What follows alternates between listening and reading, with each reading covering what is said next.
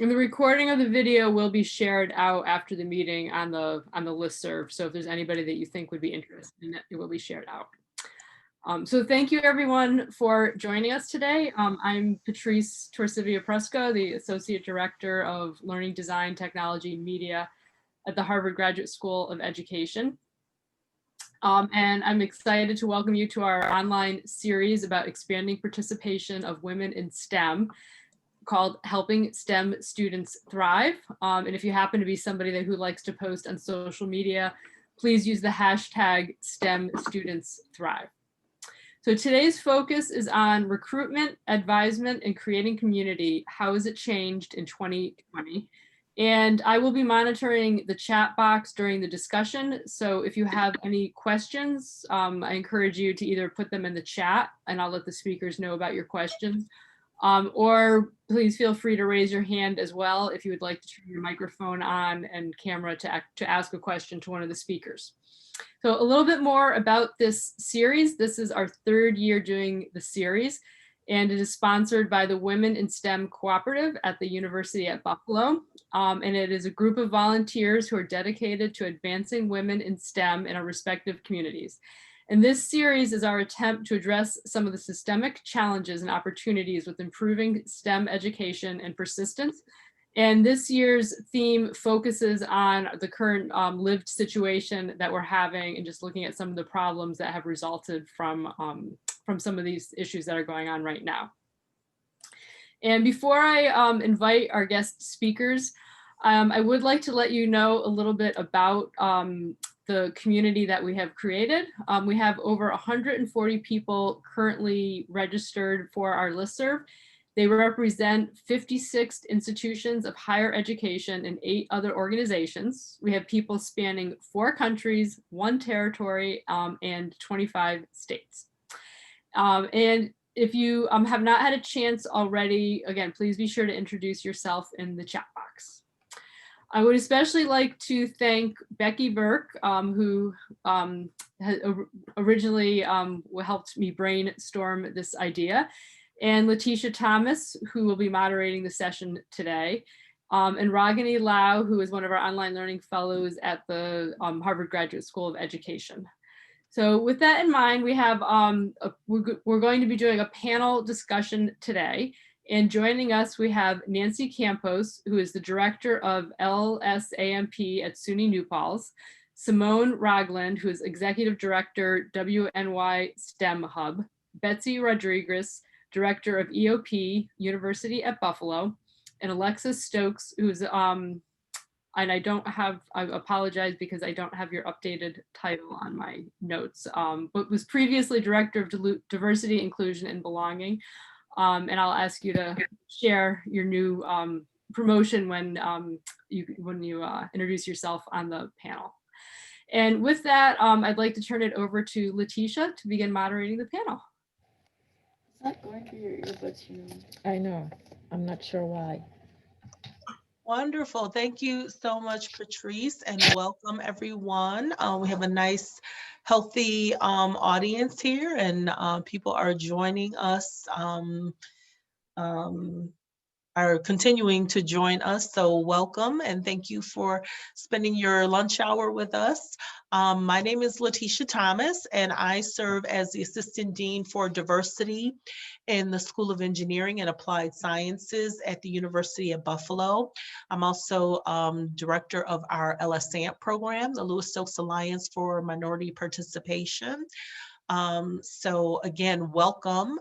We have a wonderful and dynamic panel today. I was so excited to get this panel together.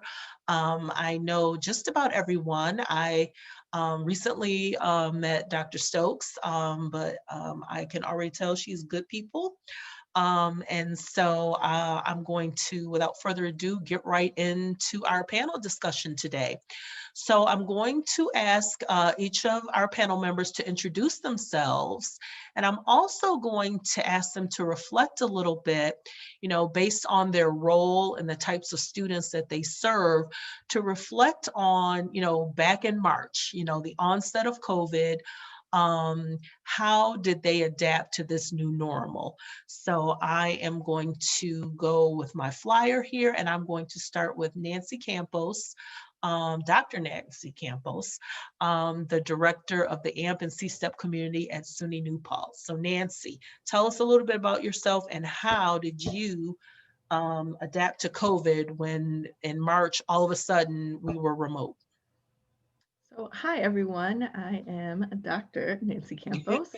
Very recently became doctor, so it's still new to me. So yes, I run the Empathy Step Community Program at SUNY New Paltz. We serve majority students of color, and of that, more specifically, women of color. Um, all in STEM fields. And it was definitely a challenge once the pandemic started and once all the students were sent home. We had to very quickly decide what was the most important thing that we were going to keep going. You know, what was the most important thing for the students to keep doing. And so our study groups were a huge thing. So that's our group tutoring. We call them study groups instead. And trying to get all of our study group leaders, ready with technology, trying to figure out how do we get the math student or the math study group leaders to figure out how to write equations, all just electronically. And actually one of my colleagues who's on the call now, Dr. Cohen, who's a math professor, helped out during that time too, testing different things out. So we spent a good 2 weeks, those 2 weeks of extended spring break, really trying to figure that out so that we could keep that going, because we knew it was important for students to keep attending the weekly sessions.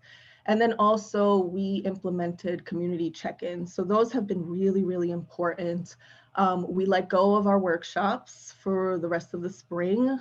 By then we were lucky enough that we had done our bigger events. And we started doing community check-ins where we just, checked in on the students, made sure that they were doing okay. We, created Kahoot games. We, picked a topic to discuss every week or two. And so, to try to keep the students at least, somewhat connected with each other while we were all trying to figure out what was going on. So majority of my students also are from New York City. So that was really, it was a lot of anxiety, a lot of stress going home to the area that we all knew was a major hotspot for the virus. And so really trying to make sure that they were doing as well as they could be doing. And then, of course, a recognition dinner, which we always hold, which was the other big thing, celebrating our graduates, celebrating all of our student leaders. And how did we do that? And so we still managed to put that on. We actually got about 75 to 80 people attend that. So that was really amazing to see so many people join that, kind of trying to figure out how do we do this virtually. And then of course our summer program, which I think was the main thing that so many of us were still trying to figure out how to do. So luckily I have really great colleagues at New Paltz who, I was really stressed out trying to figure out how to keep things going. The faculty jumped right in and said, yes, we need to do this, and help me figure out how do we run a summer program remote. And so we were able to have our remote program. We actually were able to serve more students because we were able to also figure out how to put our budget towards the things that were most important. And again, the research we knew was such a big deal. So many other people had canceled. And so, that was another big thing we wanted to make sure was still going on. So those were the major things back in the spring that we really focused on. So, and thank you everybody for being here. Wow, you did a lot. So next on my list is Ms. Simone Ragland. So Simone, introduce yourself and talk about your role in our community here in Western New York. And I know you were in the midst of planning a lot of activities. So how did you turn and pivot when during the onset of COVID to keep your programs going? Oh, you're muted. Okay. Hello, everyone. My name is Simone Ragland. I want to just say hello to the STEP and C-STEP folks I see online. And I was a director for the STEP program at UB for 9 years, and very proud of that time that I was there. And what's crazy is that I actually, when you talk about pivoting, I had to pivot from that position to this new position as the executive director to Western New York STEM Hub. And so when you talk about March, it's like a blur, but starting a new position in effectively in May, and coming aboard a program, a organization that does signature programming, and the high point was the summer. So planning for the summer, thinking about the programs that we typically had and how were we going to still provide and administer those programs. So one of the two of the signature programs are girls coding, which was typically held on Buffalo State campus and in person. And then we also have the hand in hand program.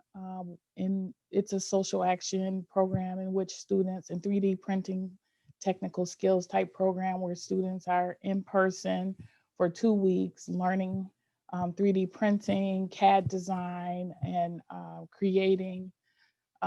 fabricating prosthetic hands for children in need. And so we decided in May that we would still promote the hand in hand program since it was in August as an in-person program. However, we shifted the girls coding to an online platform, which was a smooth transition. It made sense, right? Because everything that they're doing anyhow is online. That turned out to be an amazing opportunity because it opened the door for our partner hub in West Africa, Ghana, West Africa, to allow, we had about 15 girls from there to participate in our girls coding as well. As far as the hand in hand was concerned, we actually did facilitate that program in August.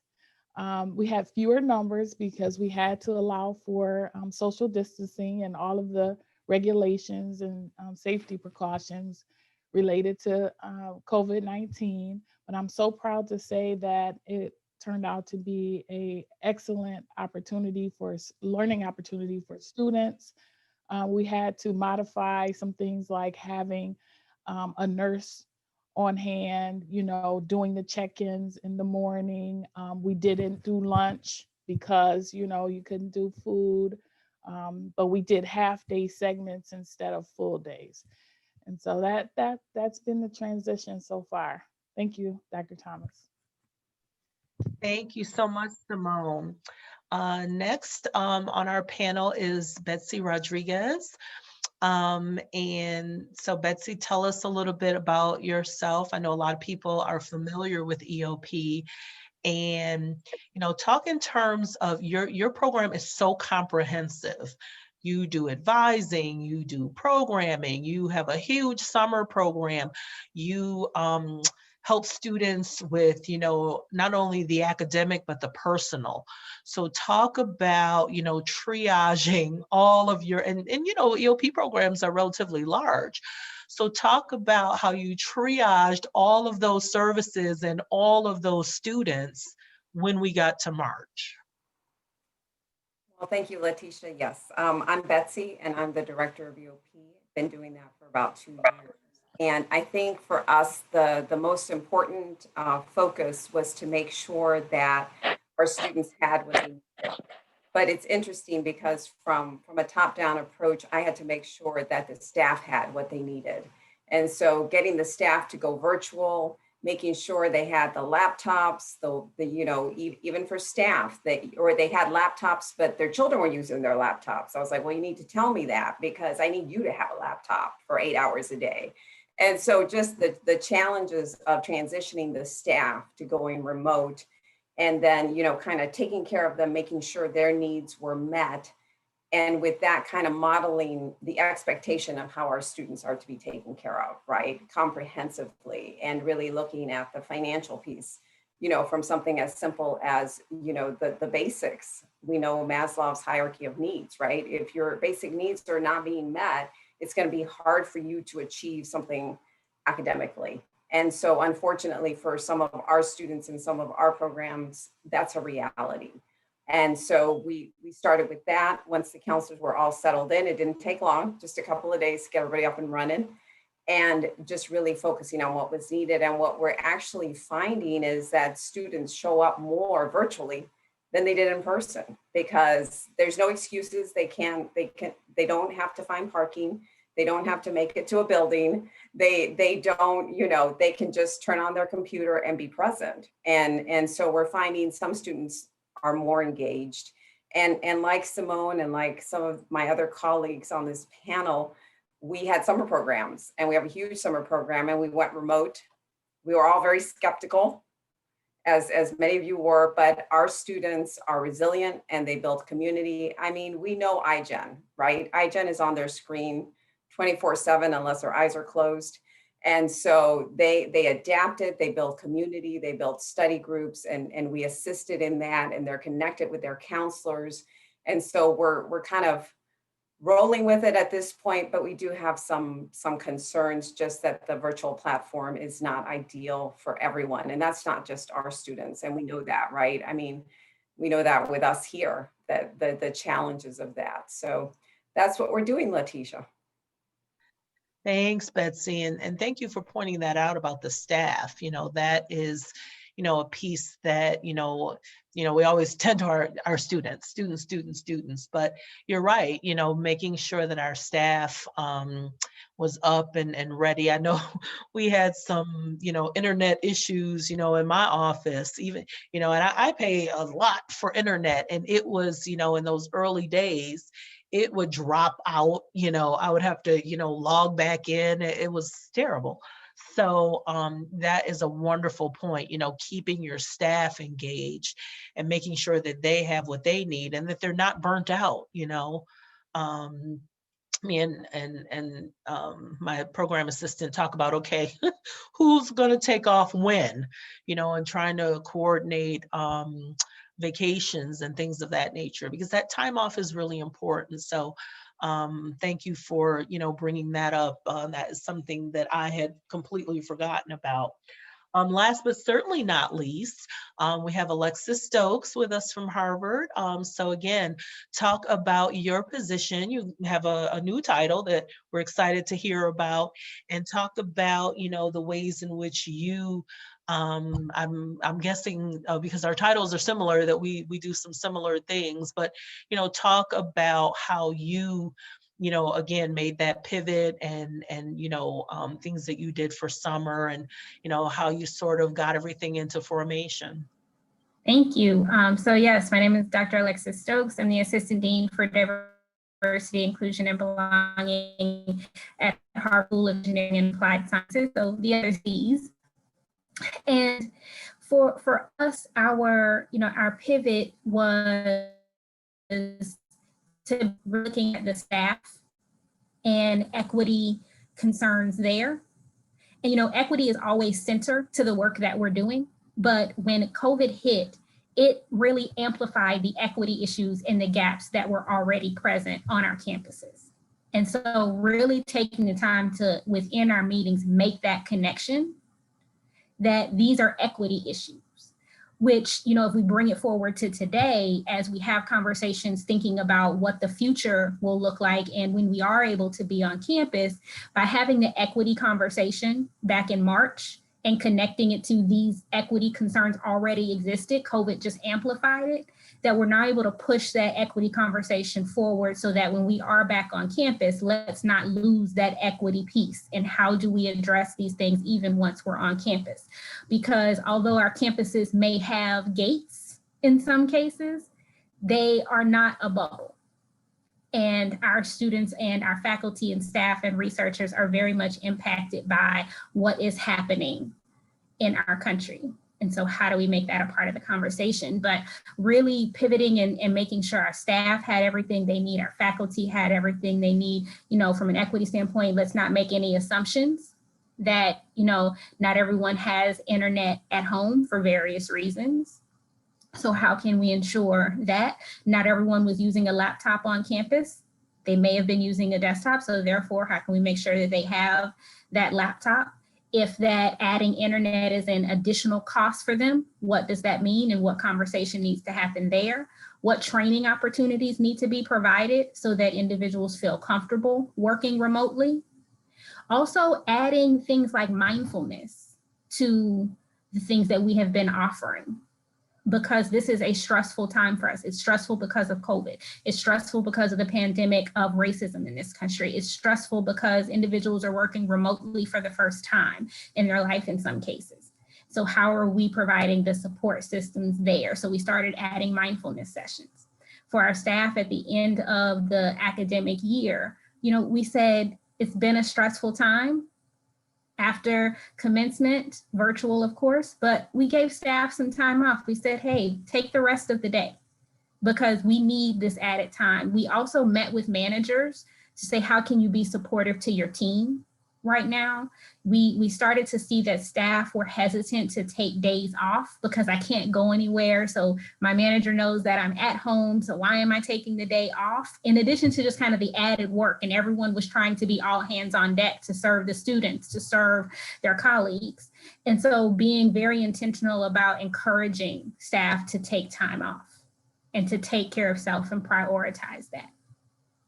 Also, the conversation of we want to be safe, so we're reducing the number of individuals on campus. But again, from an equity perspective, that may not be best for all of our students.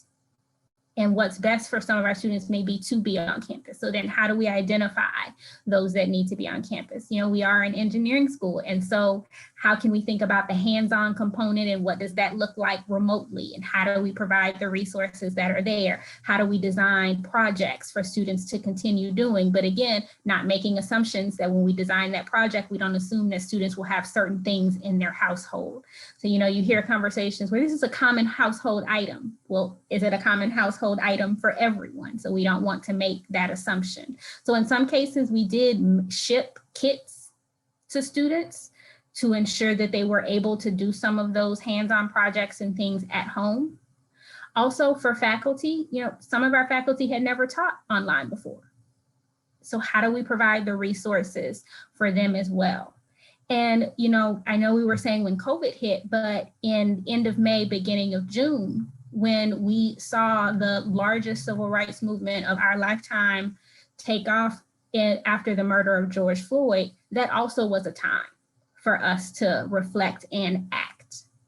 So I was in the process of leading a training and an 8-session curriculum training program for administrators.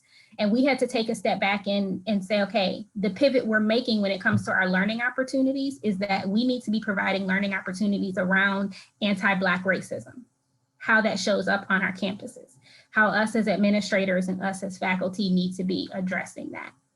So it called for a time for us to reflect and act in a way and quickly, and quicker than I think higher ed has ever had to act before.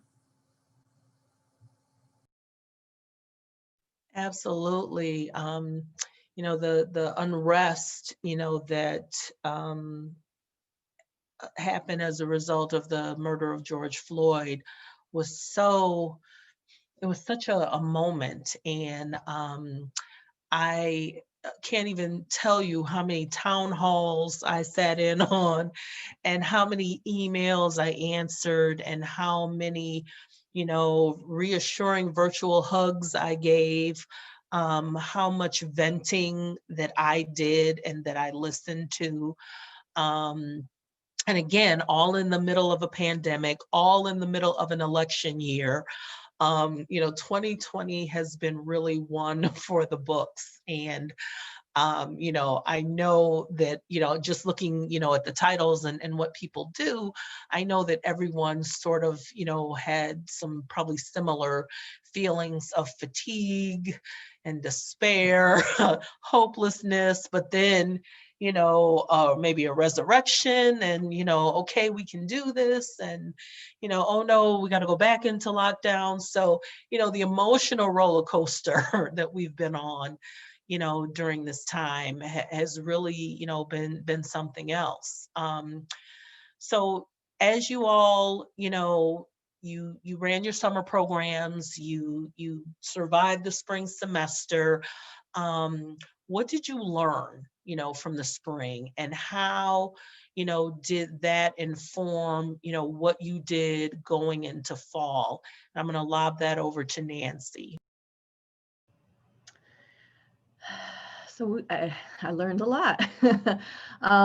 Certainly learned a lot. I think that, I realized that we understood, we meaning my program and my staff, understood the equity issues a lot better than other people on campus. And, I did do a lot more to try to push those issues to the forefront to make sure that my students were being seen. And when we were making all of those decisions for the fall as an institution. And so that was definitely something that I realized, that was part, now it's, part of my job to do this because it was so necessary. Same thing with all the community aspect. How do we bring students together? Immediately realizing that people are tired of Zoom. I realized this by the end of the summer. We were all just zoomed out by then, and here we were going into the fall. And so how do we continue to do the things that students are actually going to make use of? How do we continue to support them? How to include faculty into those kind of things? And so, that was a big thing too, was making sure that the faculty were just as aware, just as involved, so to Alexis's point also with the what I call racial revolution over the summer, I think that was a big thing too. We did a lot around that and continued to do it throughout the fall, and bringing in faculty once again to be there and giving them the role of supporting the students. They weren't there to just be there to share their own opinions. They were there to actually support the students, to listen to the students, to provide that what the students needed, and what they needed was to be heard. And continuing to do that kind of work, and trying to find the kind of events that will actually work. So workshops were no longer being attended in the same way. We just kept doing community check-ins. And when you call them a community check-in, students respond very differently to when you say, oh, come join this workshop, right? And so we still do professional development, but it's under the guise of community check-in. How do we stay motivated? How do we make sure we're still making it through the semester? And so thinking about things in that kind of way, and then how some of those things we'll keep doing in the spring, and how we need to also continue to adjust. But there was a lot, I think, that came out of that spring and then the summer, and how do we continue to work? How do we create a community that isn't just the students, but the staff, the faculty, all of that. So, but yeah. Simone, what did you learn from your spring and summer? And you again were in a new position, so that learning curve was really tough. Absolutely. I would say that I think that all of that has been going on during the summer. Education equity became a huge conversation for myself and our board, and talking about the programs that we've provided, and the lack of diversity, and what were we going to do to reach out for the underserved, for the students who are falling through the cracks. Another big thing was the digital divide, right? So that was a huge issue for us this summer. Many of the students that, I mean, we think about the students who did participate, but what about those who didn't because they didn't have the digital skills or literacy or access, right, to computers, to hotspots, to internet. And so that just created an opportunity for us to begin to delve into how are we going to be an active participant in providing that access that is necessary. We can't say that we are Western New York STEM Hub and not make sure that we are providing and facilitating opportunities for all students. And so that has been a huge learning opportunity for us this summer. And we're seeing that already in our grant writing and our future programming. So thank you. Sure. I see that someone has had a question and comment. Students, faculty, and staff seem very overwhelmed with the dual stress of working while being responsible for childcare, educating children as the schools have closed. My school's closed again, so my children, well, my one child was already home, but now both of them are here. As well as providing additional support for parents and other family members. And this is an equity issue. What are campuses doing to support, to address this issue and provide support? I think this is a great question for you, Betsy. So I'm gonna lob this one over to you, and others can chime in as well. All right. Yes, I had actually seen that question in the chat, and it is a very important question, and it is an equity question, and sometimes it comes down to a gender issue or a race issue, and it's all, you know, the multiple identities intersect, right? And we know that you're not just one or the other, we're both, right? And then a couple of other things, and then your mom, and then your homemaker, and then you're cooking, and then people want to be fed, and you're on a Zoom meeting, and so that's real. Anyway, it's true. It's true. It's true. And so I think that one of the things that we are doing at UB and are supposed to be doing, I don't think everybody's doing it. I hope they are, but you know, sometimes I know the reality of it. But we are trying to be flexible with staff. For instance, I have a couple of staff that have young children, and they have alternate work schedules. So they work Saturday and Sunday mornings for 4 hours and take a day in the middle of the week off, so that they can help with the children. And so I think having flexible schedules, I've told my staff, you know, one of them just had a baby. And I said, if you need to flex your schedule, if you need to take a 2-hour lunch and you can add that hour on in the evening or add it on the next day, because with children, we know that they're not predictable. Anybody who's had children knows you can't put them on a schedule. Well, you can for like a minute, and then they go off the schedule. And so even big children, right, Letitia? My children are college age. And so flexible schedules, flexible work schedules, assisting the staff in necessary time off, and just really helping them to juggle the situation and working with them and understanding, you know, I've been in supervision meetings where someone has to grab a 1-year-old and bounce them on their knee. And you got to do what you got to do, right? You got to take care of the children. The 1-year-old cannot be neglected so you can talk to your supervisor. That's not how it works. And so I think that we have a responsibility as supervisors, or whatever position we are in, to advocate for other staff that are in those positions, since it is an equity issue, because we know that these staff have a lot to offer. And we know that this is just a momentary issue. And so that's what we are doing at UB to kind of help with the staff. And like I said, I don't think everyone is doing it, but we are being asked to do that. And what I am finding, interestingly enough, is that it makes them more productive. And it's kind of counterintuitive. And I have to say, when I first started doing it, I was like, I don't know if it's going to work.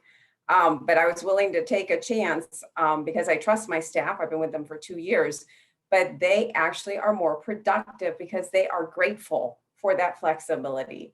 They are grateful for the respect that they are given not just in their role as an EOP counselor and as a professional, but in their role as a parent, because all of our roles are important and we need those to make our life fulfilled. So that's what we've been doing at UB. So I'll add, because I think this question connects to your previous question around lessons learned. And I think, as Nancy said, we were aware of the equity issues, but I think what became a larger conversation, as it should have been, was around we're whole people. We don't stop being a parent, child, sibling, caregiver when we step on our campuses or when we log on for work. We're always whole people. When our students walk into our classrooms, they don't stop being a parent. They don't stop being a partner. And so now there's a conversation that has to happen of, we didn't just become whole people when COVID hit. So once we are back on our campuses and we have this urge to return to quote unquote normal, whatever that may have been for each of us, is that we're still whole people at that moment. And so the policies that we have changed, and so as Patrice put into the chat, Harvard has evaluated a lot of HR policies, from dependent care days to how you use your sick days to flexible work arrangements and things. But now the conversation is what needs to remain. Of those policy changes that we may have put an expiration date on them, but do they need to have an expiration date? And really having a strong conversation around that. And, higher ed is one of the fields that may have been a little bit more resistant to these flexible work arrangements, to working remotely. Other fields had already moved in that direction, and higher ed was a little slower, especially on the administrative side. We were a little slower moving in that direction. And so the work is getting done right now. And to Betsy's point, in some cases, more work might be now. And so how do we have to stay employed? Some things that we learned was that we often, have different events and things on campus that we close off to this is open to just our students or just our community members. And by being remote, it allowed us to have a conversation to say, does this have to just be closed to individuals in our community? And so one example of that is that our students at the end of the semester, they do their thesis presentations. And because this typically happens on campus, their peers may come, other faculty that they have relationships with will come. But this year, their parents were able to log on, and siblings and friends at other institutions were able to log on and watch. And you saw people in the chat cheering their friends on, cheering their siblings on. And when we think about especially our marginalized students, within a lot of the cultures, that community, that village that supports you, that oftentimes may be contributing to the financial piece of your education, and they don't get to see and be a part of those celebrations until commencement. And so can we continue that? When those thesis presentations are being done on campus, can we still live stream them so that our students' community can be a part of that celebration and see them thrive, and their younger siblings can watch that and say, that's going to be me one day? Absolutely. For our summer program, we had final presentations. We had poster presentations and we had oral presentations. And a number of parents logged in, to the Zoom for those presentations. And it was really very cool to see that. I've sent my students to a couple of conferences that we normally would not have gone to because of the travel and so forth. But because conferences are now virtual, I was able to send students to a couple of different conferences. I've taken advantage of a couple of conferences. I was on a conference for the Texas diversity officers, something I certainly would have never gone to, but I got a random email about it, and I logged into Eventbrite and it said ticket price $0. I was like, I'm going. So even though this has been really hard and really difficult, I think the opportunities for professional development have really been increased for our students and our staff, and I've been grateful for that. Someone put in the chat that they have had to push their staff and faculty to take vacation days, and I can testify that I'm really struggling with this. I was joking with Nancy that I'm taking next week off. And I cannot tell you the number of times I almost caved because I'm constantly getting meeting requests. I joke with people as a diversity officer, when the world went to hell this spring, I've really been in high demand. All of a sudden, everybody wants to know what I think, and everybody has to talk to me now, or else, all is lost. So, I've been at UB almost 30 years, and, but now people have to talk to me. So I'm really struggling. I'm going to have, for the State University of New York, we can only carry over 40 days of vacation. I think I have 58. So, I'm trying to figure out, okay, how am I going to disappear for the month of December and not have anybody notice? So, what have people been doing to, sort of, that self-care and our audience, throw things into the chat about self-care and what you're trying to do to sort of manage this pandemic and keep sane and be strong and be there for your students and for your colleagues, because I'm struggling with that.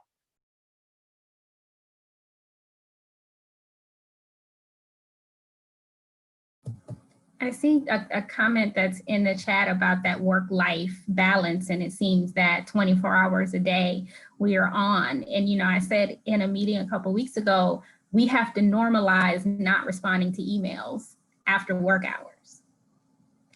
And just because we, are at home, we're not able to go out and do all of the things, even on vacation days. So Letitia, you take that week off, unplug.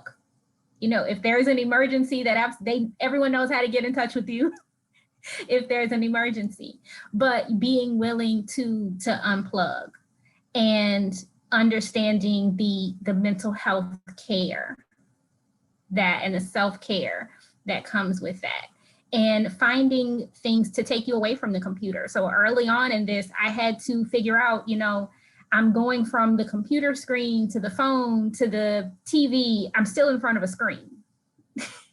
So how do you identify some non-screen time? And it doesn't always have to be work-related things. I started trying to read books, but then I was reading books about equity. So then it was still feeling like work-related things. So then finding even that, what's some reading that I can do, go for a walk, go for a run, these types of things, just so that you can truly unplug and give your brain a break. Yeah, I'll say, I take vacations all the time. Like, I use my vacation time. Just seeing how my mom, she's a different generation, and so she doesn't take the vacation time, and I've been trying to push her to do it more this year because I see all the things that she's going through, and she's actually taking care of my two nieces while also trying to work. I've been doing that with my toddler, who may or may not run in at any moment now. But I already had that kind of mentality of like, you use your vacation days. And then the pandemic hit and I did go into overdrive, and I kind of, set myself back through spring and summer, just trying to make sure my students were okay, right? Like, I have 120 students, and to me, like, they're like my 120 other children that I have to make sure are okay. But, once the fall came, I had to snap out of that. And, I take vacation days whenever I can. I have my schedule is flexible. I have, certain days that I meet with students, certain days that I don't, because I cannot sit in student meetings back to back 5 days a week, in the same way that I would do while I was in the office, where it was okay when students would drop by, but I just can't do it, at home with a child and trying to make sure everyone is okay, but I wasn't okay, and so having that realization, I think, And finding those things, like Alexis said, you know, everybody knows I go for my walks. Tuesdays and Thursdays are my no meetings, no nothing. I go for a walk with my child. You know, I make sure that those 2 days I'm not doing the same kind of things that I'm doing the other 3 days, where I'm like back-to-back meetings, doing all kinds of stuff. And I've also been really firm with people. You know, when I respond to emails, I always throw in there, I can't Tuesdays and Thursdays. Those are my days at home with my child. So you need to know that. You know, and I've talked to other, especially other mothers who are a lot more scared to do that kind of thing, where, you know, they'll say things like, I'm thinking about, you know, maybe I should put it in my signature or in my email or whatever, or put up an auto reply. Like, why wouldn't you do it? I mean, I obviously am a lot more direct about certain things, so I have no problem. You email me and try to get me to do something on a day when I can't, you will know that that's not, you know, I don't function that way. But, you know, I think we need to start normalizing some of that. And so, you know, the way I function is really so that also my students start seeing that, because my women students always question, you know, watching me be pregnant when I was pregnant, watching me go on maternity leave, watching me trying to figure out, you know, breastfeeding in the office or pumping in the office, all those kind of things that, you know, I realized was also a way to normalize it for them, so that they,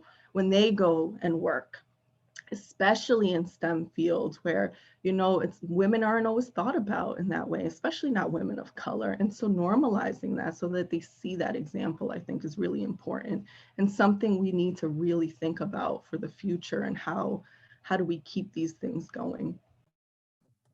To that point, a conversation we've been having is around assessing your power and privilege in certain situations.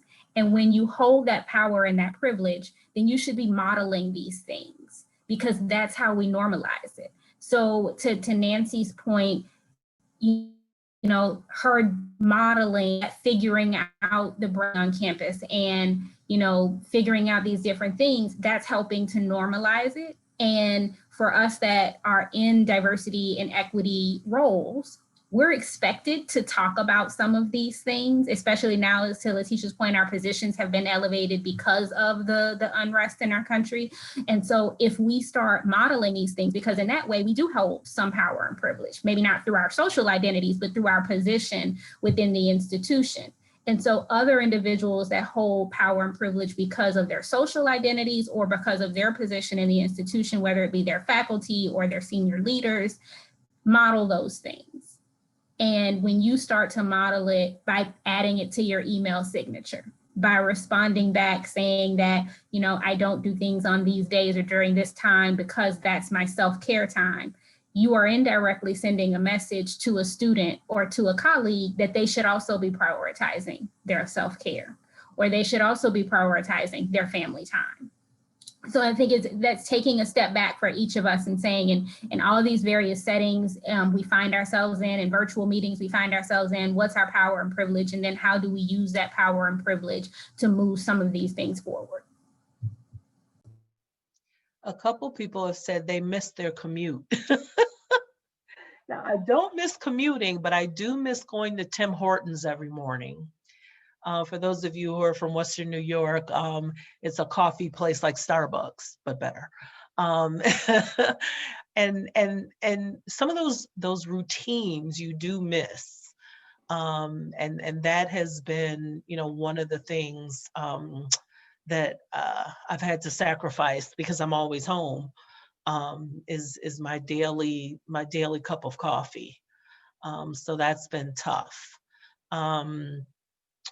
Oh, coffee breaks with colleagues. Yeah, talking to colleagues, you know, I find that I have to budget in time, you know, for a little chit chat. And I've never been a big chit chat person, you know, all the time. With people I know, I'm a big chit chat person.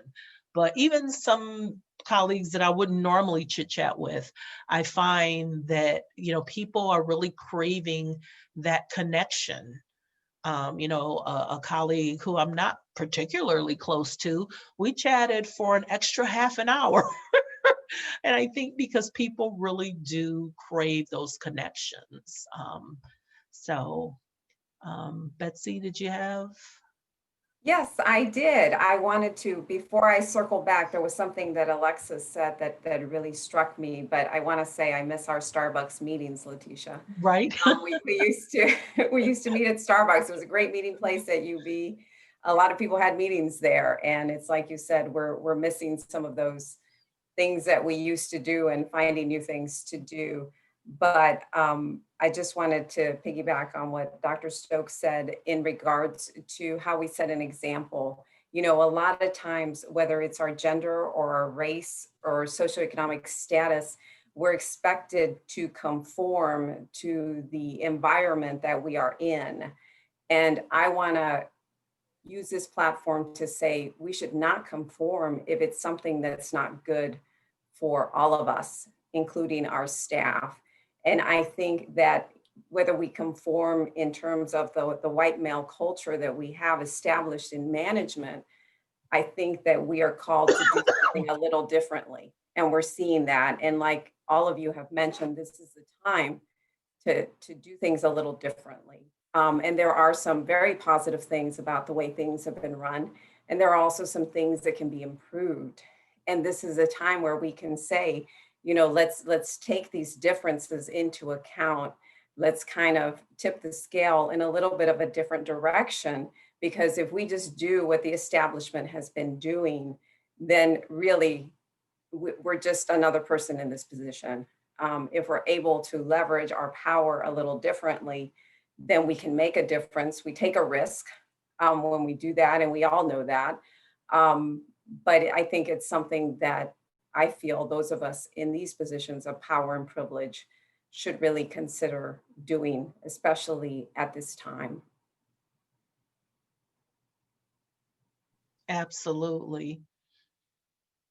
Did members of our audience have some recommendations? One of the questions I was going to ask is, you know, we've heard from the panel about how we create community. If anyone out there, you know, has some suggestions about how you've created community, how you have sort of navigated this new normal, you can throw them in the chat, or I think there's a raise your hand feature where you can raise your hand and unmute yourself. You know, we're here to, you know, hear from our panel, but we're also here to share. You know, that's what I find so gratifying about, you know, these kinds of exercises, is that we learn from so many people.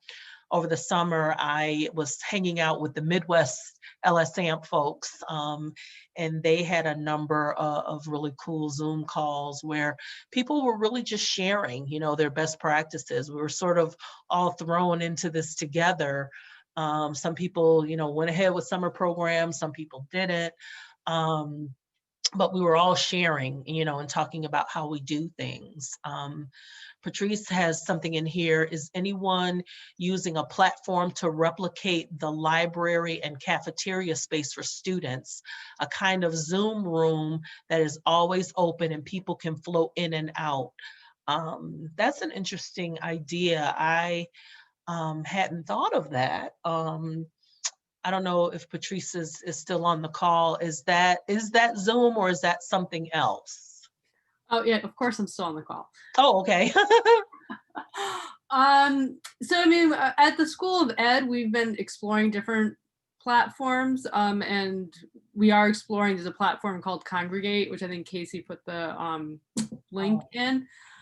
But yeah, the idea is, you know, students really miss like that space of being in the library and suddenly you have a question and there's somebody sitting next to you and you can just ask them that question, or you bump into somebody in the cafeteria. And so, I mean, we've explored a few different platforms. And I was just wondering if anybody else, you know, is looking how to, you know, how to replicate some of those experiences, you know, different clubs, you know, different, you know, that those different community aspects are things that our students have communicated they really miss. We do have a couple of student groups that are using Congregate as an option, and it was created by some Harvard students, so that kind of initiated some of the buy-in from our student organizations. But it does allow you to just try to replicate a room. And so you see kind of people sitting at a table over there, and then you're able to kind of click on that table, and then their faces appear on your computer screen. So that has been helpful, and we're working, with that team that built Congregate to see what other features, security features, as Patrice mentioned, can be added to it. So I think that's an option. Other things that we've done is early on in this, back in April, one of the things that COVID and this remote work amplified is the lack of diversity. And what the benefit on campus was that although someone that looks like me may never be in a meeting with me or may not be in my classes, I walk past you in the hallway. I see you when I go grab coffee. And so, even in passing, I'm able to then see individuals that look like me as I'm walking across campus. I go over to the ed school, and then I see people I don't normally see. And then right now, the chances I'm not walking to the ed school, and if I'm never in a meeting with anyone from the education school, then I don't see them. Or if my job responsibilities doesn't require me to end up in a meeting, even with someone within the engineering school. So that sense of being the only one is amplified at that moment. So in April, we established our Women of Color and People of Color coffee breaks. These are standing on our calendars every other Wednesday. And individuals can join in if their schedule allows at the moment, or if they just want to hop in for 5 minutes to kind of chit chat for a little bit. And they may come one week, not come the next time. And we also did a couple of parent coffee breaks so that parents could come together, share resources that they were finding helpful as well. This was also helpful during the election week, and it helped us that our standing People of Color coffee break was on that Wednesday after the election. And so it was an opportunity for individuals to come together, share the experiences, the feelings that they were having, thoughts they were having. So that's a standing thing on our calendars now. And although it started as an initiative within the engineering school, I started getting emails from people at the medical school and individuals that are in central administration saying, hey, can I join? I know I'm not, staff or a student at the engineering school. And we said, absolutely. So then we started creating where people were meeting people from across campus that they weren't having that opportunity once we were remote, to meeting people from a campus. Other thing we put in place was, with orientation. And we hesitated with this because, to the earlier points, people were zoomed out, but we needed to build that community online, and we needed students to be meeting people from across campus, especially when you don't have the diversity you're striving for within your school. So we built the Black and Brown Community Connections. So it's a virtual welcoming event for individuals of color. This was students, staff, researchers, faculty. And we had 2 days or a day and a half of panels, and we used the Hoover platform. And the Hoover platform also allowed them that once they registered, they could build out a profile on the platform. Students started creating discussion threads and virtual meetups, and they were creating kind of groups on the Hoover platform of, I'm located in Southern California. And so then all the students were able to then connect with who else is located in Southern California and taking courses from there. So that platform was good, that in August we were able to kind of establish that whole online community. November 4, 1961. Oh, someone needs to mute. Uh-oh, someone needs to mute. Okay. I'll add something also to that. Yes. So what we actually use Slack, and I'll put it in. So we've been using Slack to have all of our students have joined that, and so that's how we do all of our study groups. The students are able to chat in there. They're able to share notes and talk about the class and all that kind of stuff. And so that also has been really helpful. So we found that when we tried to do like the open, room where students could just pop in and out, it wasn't really working very well because students' schedules are all over the place. And I think by a certain point, students were just tired of always being on, some sort of platform. So we have been using that, and that has been useful. A lot of the students also now have direct access, so you can do direct messaging through that also. So before, students could pop into my office and ask me a quick question, or, just come in to say hi. Well, now at least with Slack, because I know email also tended to get very crazy at some point. So that was another way that students now had direct access to each other, to me. And we also use it for our summer research programs, and the faculty were also able to try it out and see if they wanted to use it in their classrooms to try to build community, because that was such a big, this is such a huge part of college in general. And so, testing out all these different ways that we can keep students connected was really important. I'm noticing a lot of people are signing off. They were able to join us for an hour. We still, have some extra time if you want to continue to hang out with us, but we do understand that people have to go. So we thank those of you who were here for that hour. There will be a recording that we'll send out to the folks that were registered. I believe that's how we're going to do it, Becky. And so you will be able to get this recording. People are putting some really great resources in the chat, so definitely check that out. One of the things that I wanted to ask is, it looks like we may be online again this summer. We're going to have to continue to do some things very differently, and we'll go around and in order again. We'll start with Nancy. What kinds of things do you think are going to be permanent changes? Like, what do you think we should keep, even though we've been kind of in this unprecedented space? There have been some things, that have been positive and have been useful. So, each of you, what do you think, we should keep? I know I read an article in the Chronicle a couple weeks ago that said, these XYZ things will change and it's for the good. And one of the things that this article mentioned was, flexible semester calendars. Like, they're doing things with the calendar that I never thought I would see at UB, like, canceling spring break and starting in February and, ending, going fully remote after Thanksgiving. I mean, there's a lot of flexibility with the calendar, which used to be super rigid. So, as each of you think about this, what things do you think that we should keep, and what changes do you think will reflect positively for our students? And I'll start that off with Nancy.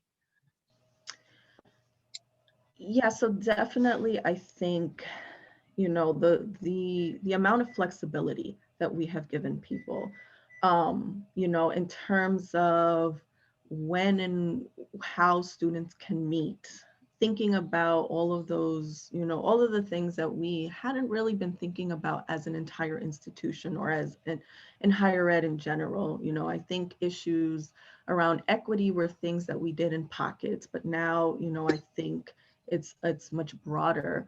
Flexible hours for staff, flexible schedules, like you said. There was something else I had thought of, and I can't remember now, but there's certainly things that I know that I will keep, like, how we think about creating community, how we engage with faculty, and how faculty can be a lot more involved. And the kind of things that I see that faculty, they have become very creative all of a sudden at figuring out how to address equity issues that I have been trying to bring up for a long time, but now it's right there, right in the forefront. And listening to them and the things that they are definitely looking forward to keeping, I think, is really important. Thinking about how we continue to support the students who really struggle at times for reasons that aren't always their own, because of them, right? So the things that we usually think about students, well, they're not putting in the time, they're not studying properly, they're not doing all these things. Well, how do we support them in doing that? And hopefully that becomes, something that is institutionalized. making sure people can still work from home, because that, like before my project admin had to go through all kinds of, hoops and all kinds of stuff to be able to work from home. And now all of a sudden we all were able to do it. We signed one form. It was one page, submitted it, and we're done, right? Where before it was all kinds of things you had to do. So that also giving people the flexibility to work from home when they need to. And, not having to completely take the time off. So with flexible schedules, for me, I would have had to take the entire week or the entire semester off realistically, because I wouldn't have been able to function with a toddler at home the way that I have been doing. But, being able to really be flexible, I've been able to run the program. I've been able to supervise my staff, make sure my students are still doing the things that they need to be doing. And it wouldn't have happened without all of that flexibility. So I hope we do keep a lot of these things. And I hope that, people are realizing that it doesn't have to be that difficult either to accommodate for people. Simone, what do you think you'll keep as part of the STEM Hub from, this whole experience that you've had? I think it's also the idea of flexibility, but also the widening of the net, being able to provide programming and facilitate programming for more people and to provide that access. And so I thought it was I think it's wonderful from that standpoint. I mean, we have people who participate who normally wouldn't. And you think about students who have the benefit of having their own laptop or iPad at home.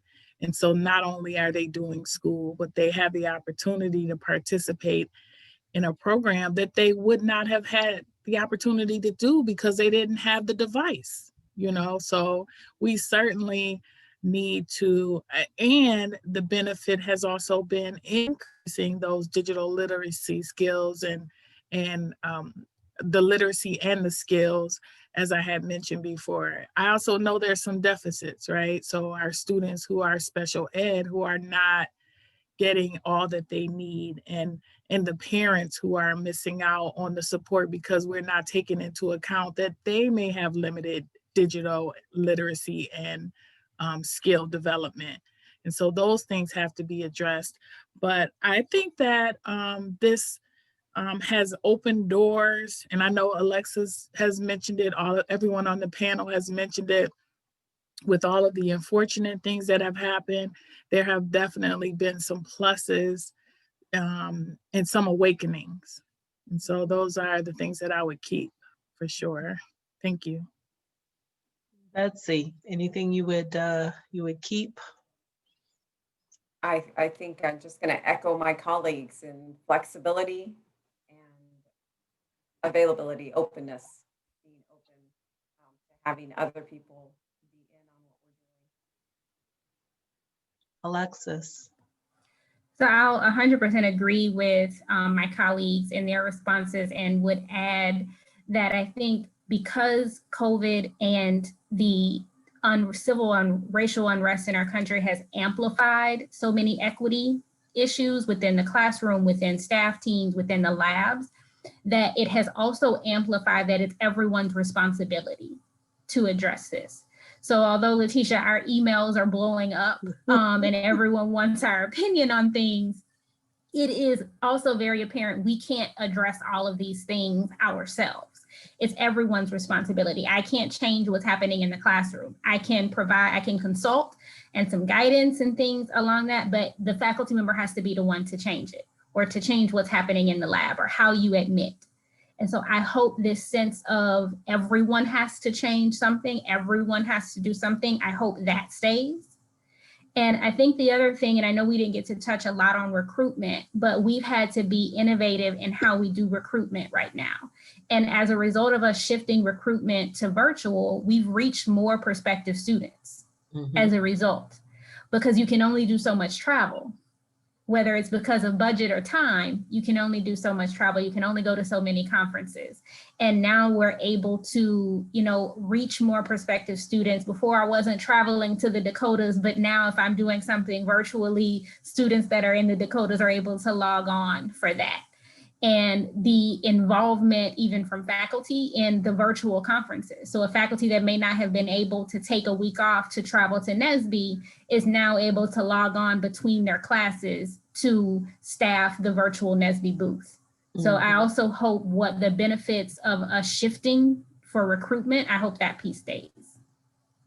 Yeah, I'm hopeful too, that since a lot of students were not able to take the SAT, and those are not going to be considered in admissions, that we really will get to a place where we're looking at holistic admissions, and we're not, deciding a student's future, based on a test that is skewed by income, So I'm really hopeful. We've even gotten our admissions office to talk to us about doing some automatic admissions for Buffalo Public School students who, reach a certain threshold. And I don't think that's a conversation that we could have had, 1, 2, 3 years ago. And I think, because they've been forced to sort of do things differently, now they're more accepting of, different points of view, different ways of doing things. A large institution such as ours, we get in a rut. This is the way we've always done things. And certainly, what this pandemic has shown is that we can do things differently and we can survive, and the doors haven't closed and the whole place hasn't burned down. Even though, at the beginning, people, were fearing the worst and throwing up their hands in despair. Classes are still going on. We still conferred degrees. We sent our medical student, as a matter of fact, we released our medical students and nursing students early. We said, you've learned enough, just go. And that's something we never would have done. But now, we've set a precedent to say, at a certain point, if you've learned enough and you would be more useful out there in the world, go out into the world. So I'm hopeful that, we'll have different processes and different ways of doing things, and different ways of sort of being. I see that Robin, you're still with us. You had put in the chat about Howdy Learning. Can you tell us a little bit about that, in the couple seconds that we have left? Hi, Letitia. Can you repeat the question, please? What were you asking about? You put in the chat about something called Howdy Learning. Oh, yeah. So actually, I had also had a side chat with Patrice when she was talking about those social gathering platforms that kind of might substitute for, maybe like just a library space or just a study group. I have been looking at something called Howdy Learning. They had approached me about maybe integrating that into the MOOC that I run through SUNY.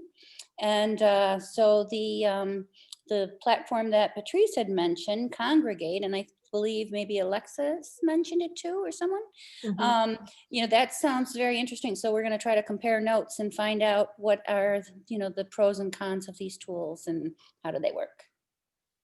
So Congregate and Howdy Learning. I'm definitely going to be Googling those and trying to see, because, creating community is still difficult for us.